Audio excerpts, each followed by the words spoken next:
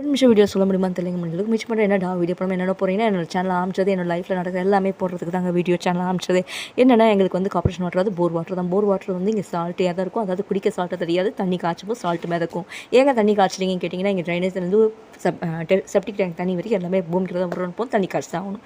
சரி காய்ச்சி அக்கா வாங்கி வச்சுக்கோன்னா அந்த மிஷினில் இந்த ஊரில் தாங்காதுங்க. ஒரே மாதத்தில் ரிப்பேர் ஆகிடும். அந்தளவுக்கு சால்ட் வந்து திக்காகிடும். அப்படின்னு போது நான் மிஷின் வாங்க முடியாது, நமக்கு வசதி பத்தாது. அப்படின்றதுனால நான் தண்ணி காய்ச்சேன். தண்ணி காய்ச்சணும்னா உப்பு படியும், உப்பு வந்து கரை பிடிக்கும். அப்படின்னு டெய்லி பாத்திரத்தை தேய்ச்சி கழுவி தண்ணி காய்ச்சணும். இந்த தண்ணி காய்ச்சல் வேலையும் 3/4 மணி நேரம் ஆகிடும் போது வீட்டில் ஒவ்வொரு வேலைக்கும் ஒவ்வொரு மணி நேரம் ஆகும்.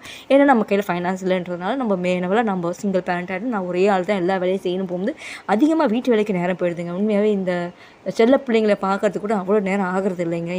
மித்த வேலைகள் தான் டைம் நிறைய ஆகுது. அதனால தான் அங்கே ஃபைனான்ஸ்லேயே நம்ம ஸ்ட்ரகிள் ஆகுதுங்க.